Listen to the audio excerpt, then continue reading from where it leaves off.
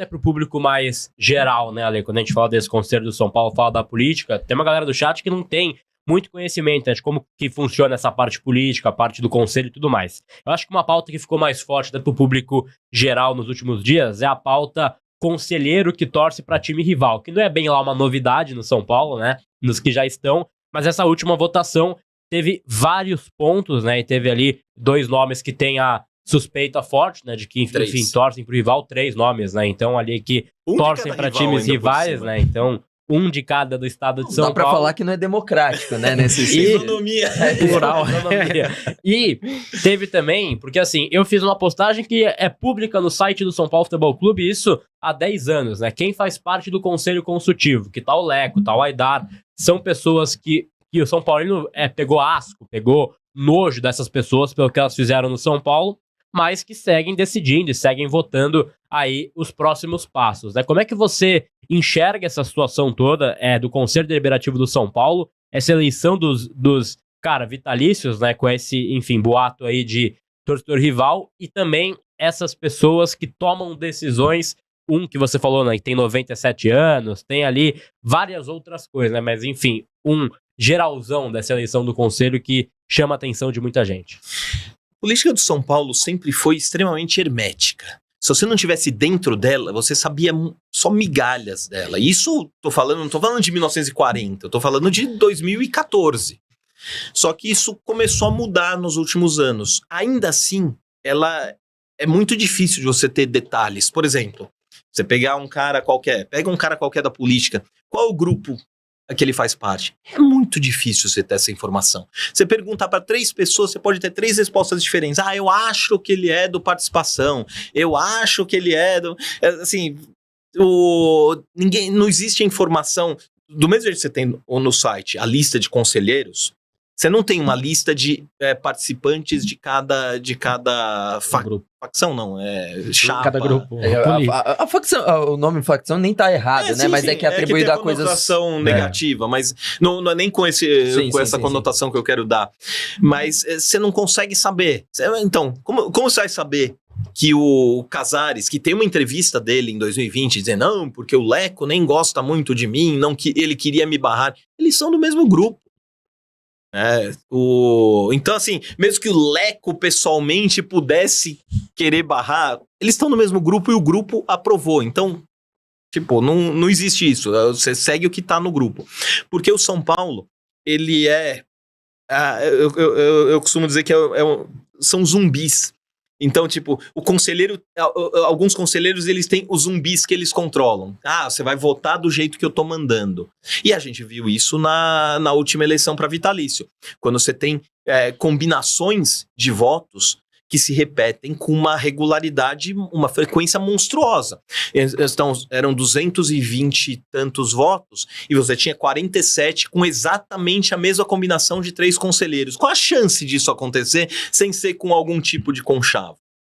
A outra tinha 35, outra tinha 33, e essas 3 mais combinadas, elas tinham exatamente 9 nomes diferentes. 3 em uma, 3 em outra, 3 em outra, e nenhum deles se repetia. Qual a chance disso acontecer? Não existe. Estatisticamente é irrelevante. Mas no São Paulo acontece. E deve acontecer em outros clubes também. Por quê? Porque você tem uma eleição para conselheiro vitalício, deveria ser uma grande honraria. É algo que você já foi. Sim. No passado. Você vai decidir o destino do São Paulo pro resto da sua vida, mesmo que você tenha 97 anos e não apareça mais no clube. Você vai decidir o futuro do São Paulo pro resto da sua vida. Enquanto você estiver vivo, você não precisa necessariamente estar em boas condições mentais. Inclusive, um conselheiro tem dado votos, embora esteja internado com Alzheimer numa clínica. E ninguém lá dentro fala nada, sabem da situação, mas não falam nada, porque você não pode levantar a voz contra o conselho, senão você não vai ser eleito vitalício. Você pega as eleições de vitalício, você vai vendo assim, um cara foi eleito aqui, beleza, ele foi eleito aí você vai ver quantos votos ele teve na última, 0. Nem ele votou nele mesmo, 0 voto. Aí você vai ver na anterior, 0 voto. Mas a política funciona assim. Não deveria ser assim. Você vai votar num negócio que é uma honraria, você tem que votar em você mesmo. É por isso que foi ruim que essa última eleição tenha tido só 10 candidatos. Porque todos os candidatos puderam votar em si mesmos. Então você não tem aquela bizarrice do candidato com 0 voto. Que já teve a manobra no Conselho Consultivo, que não colocaram ninguém de oposição. Você tinha 11 candidatos de situação e 5 de oposição. Você tinha que eliminar 6. Então você elimina o quê? Os 5 de oposição, e aí você faz um sacrifício lá com um qualquer que nem era conselheiro, então ele pode ser vitalício, pode, tanto é que teve... o Paulo, né? E aí ele faz esse sacrifício, né? Tem que sacrificar alguém. O que devem ter oferecido alguma coisa para ele, talvez a eleição garantida na próxima. É assim que funciona o São Paulo. São Paulo funciona na base de trocas, na base de favores. Então, você me ajuda aqui que eu vou te ajudar ali. Se você ficar falando isso aí, você não vai conseguir ser eleito vitalício. Seriado Succession. Existem casos assim, tem gente que não foi candidato a vitalício agora porque foi barrado, porque assinou a lista lá dos 50 nomes pro Casares dar explicações, que deveria ser algo que ele deveria fazer com prazer. Mas o São Paulo não quer dar informações. O São Paulo, que vive de seus 20 milhões de torcedores, o São Paulo só é do tamanho que ele é por causa dos seus 20 milhões de torcedores, não é por causa dos títulos, é por causa dos torcedores. Porque você tem vários clubes que tem muitos títulos no passado e hoje em dia encolheram porque não tem torcida, ou não tem uma torcida relevante. Você tem clubes que viveram umas fases longas, mas porque eles tinham uma torcida grande, eles mantiveram seus status de grande e depois conseguiram se reerguer. Então, você é obrigado a dar satisfação para os torcedores. Não é uma opção. Aí você pode. Uma reclamação atual é que se a gente for ficar rebatendo mentiras, vai ter que falar o tempo todo. Sim, você tem que falar o tempo todo com a torcida. Seja para rebater mentiras, ou seja para responder perguntas da imprensa. Se elas são rebatidas, se elas são baseadas em mentira, dê a versão correta. Mas dê em público. Não adianta ir lá e falar com o repórter, o repórter amiguinho em off, dizendo assim, fala aí que isso tá acontecendo. Isso é uma coisa que me irrita profundamente, né? O cara, assim, ele é, assim, diretor do São Paulo Futebol Clube, ele é presidente do São Paulo Futebol Clube. Aí o jornalista tem uma proximidade com ele, ao invés de ele dar uma entrevista em on, né, falar, enfim, dar uma declaração pra esse cara, tipo, eu acho tal, ele fala, vaza você, que é, tipo, cara, assim, não faz muito sentido, parece, assim, postura de, sei lá, dirigente de time pequeno, não custa nada da explicação, porque se você só deixa claro, tá sendo bem feito o trabalho. A última entrevista coletiva do Júlio Casares foi em 28 de maio de 2021. Vai completar 4 anos sem dar uma única entrevista coletiva. Aí vão dizer, mas ele foi no Roda Viva, mas ele fala na Zona Mista. Não é a mesma coisa que uma entrevista coletiva. Tá aqui o Chacon que sabe melhor do que eu. Aí, às vezes, o pessoal ainda bem que você tá aqui pra testar, né? O pessoal, às vezes, nas redes sociais fala, por que essa crítica que você faz ao Casares aqui, você não pergunta pra ele? Eu falei, mas quais são as possibilidades que a gente tem de perguntar? Se a gente tivesse disponibilidade pra perguntar pra ele, se ele se colocasse à disposição, legal. Eu lembro quando teve aquelas chuvas na Bahia, a parte social lá fez uma ação até bem legal sobre receber donativo para enviar para a Bahia, um negócio bem bacana. E aí eu fui lá fazer uma matéria, entrar ao vivo para falar sobre isso. São Paulo estava se mexendo para ajudar o pessoal da Bahia e lá estava o Casares. Eu falei, poxa, a gente queria saber um pouco mais do que está acontecendo. Isso aí o quê? 2021, Era na pandemia. Época do golpe. Aí ele não podia falar. Eu juro para você que ele falou assim, não, eu quero mostrar que estamos fazendo um grande trabalho, eu vou te convidar pra ir lá na minha sala, eu vou te mostrar. Eu falei, porra, legal, bacana, vamos marcar, Não tentei algumas vezes, nunca fui atendido, uma pena, porque... Mas não tem a chance. Assim, coletiva de apresentação, declaração, eu vou me ausentar, vocês precisam falar com o técnico, vocês precisam falar com o jogador. Isso é uma demonstração de covardia gigantesca, porque, assim, se você não tem tempo para falar com os torcedores, porque a alegação às vezes é que não tem tempo, tanto é que, assim, outro dia ele deu uma entrevista para um canal que tem 190 inscritos, uma entrevista longa, mas ele não tem tempo para vir no Arquibancast.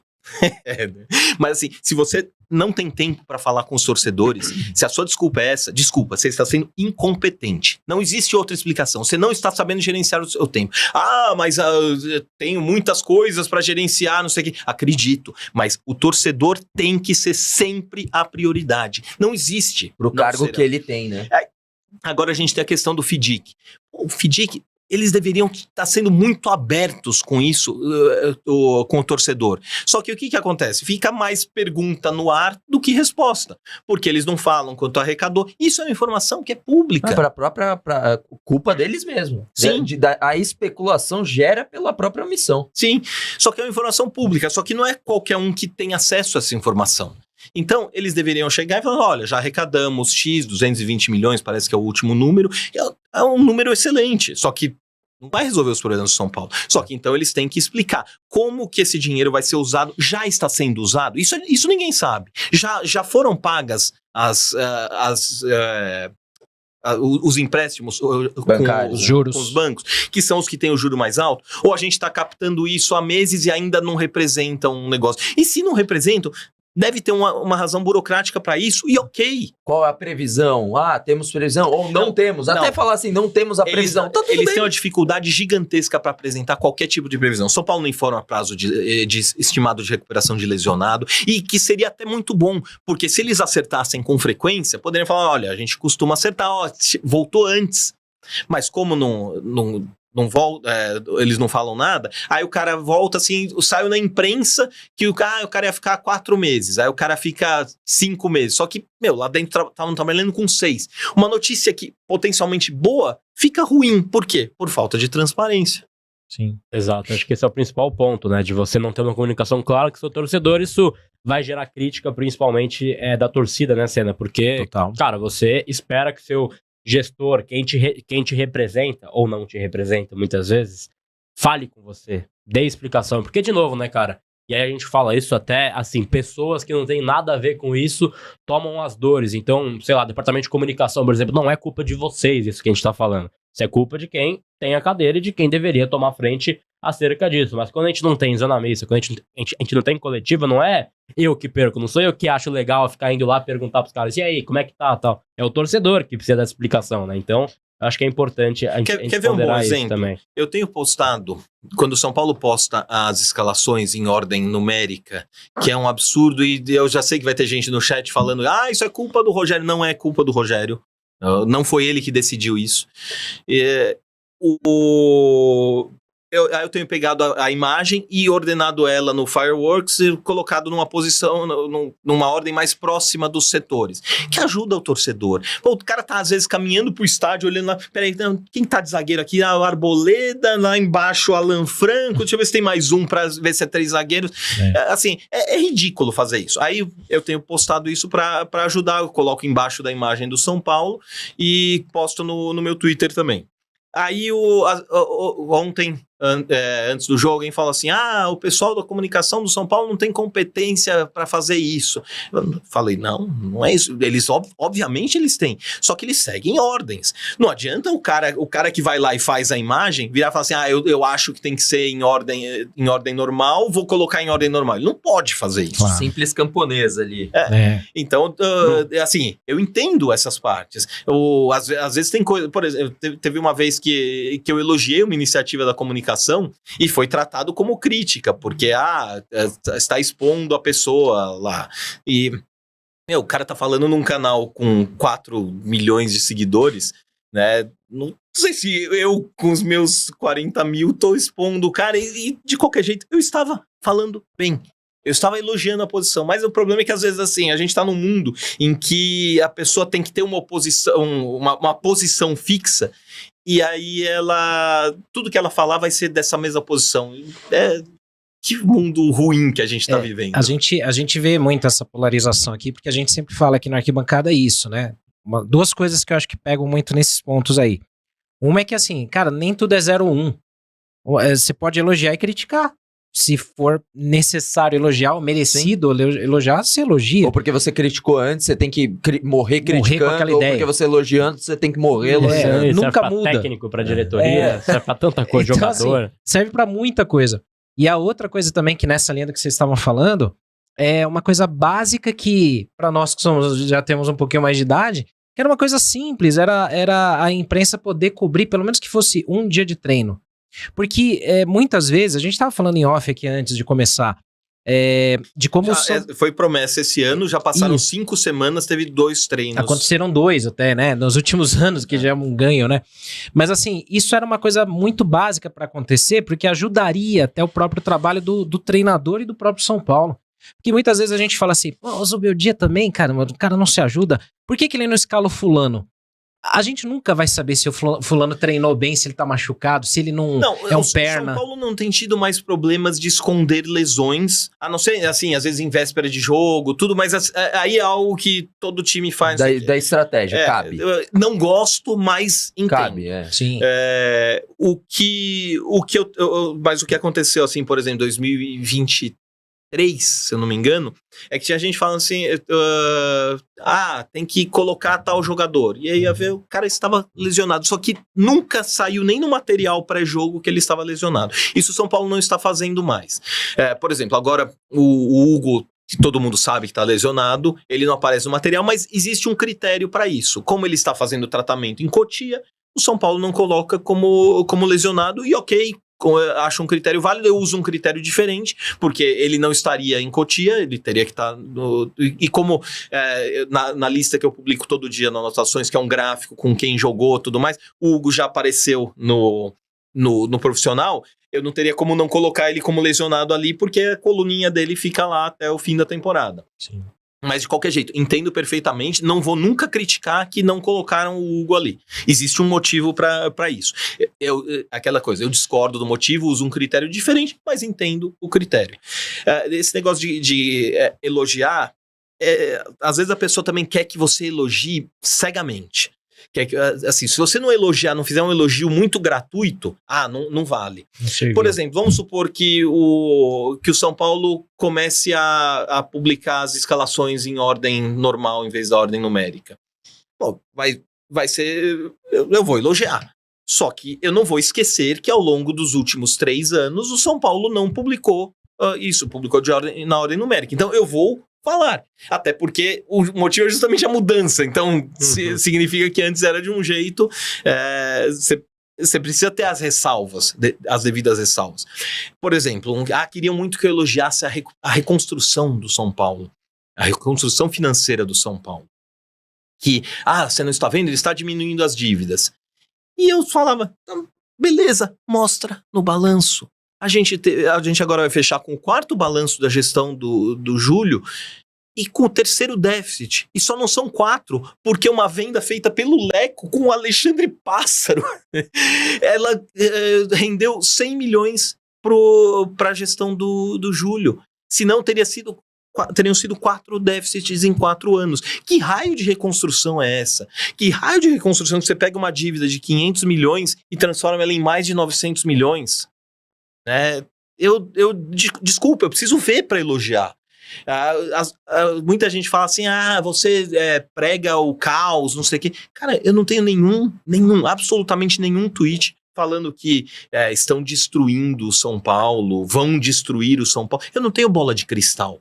Da mesma maneira que eu não vou falar assim, tal técnico vai chegar e só vai ganhar, ou tal técnico vai chegar e só vai perder, eu não vou falar que vão destruir o São Paulo, mas eu vou apontar determinadas coisas que eu estou vendo, que estão acontecendo, são verificáveis, e vou apontar também a falta de transparência. Coisas que eu gostaria de verificar, mas não consigo, porque o clube não divulga balancetes trimestrais, como era uma promessa de campanha do senhor Júlio Casares, e impede. E aí, quando eu divulgo, querem sair fazendo caça às bruxas para saber quem que divulgou. Ou seja, eu estou fazendo um trabalho que eles deveriam fazer, que é informar o torcedor, mas não pode. Você não pode informar o torcedor. O torcedor tem que continuar no escuro. Essa é a visão do São Paulo do Júlio Casares. Esse foi apenas um corte da grade diária do AT aqui no YouTube. Já deixe seu like e se inscreva para ficar de olho e ter as notificações em tempo real de tudo que acontece no Arquibancada Tricolor.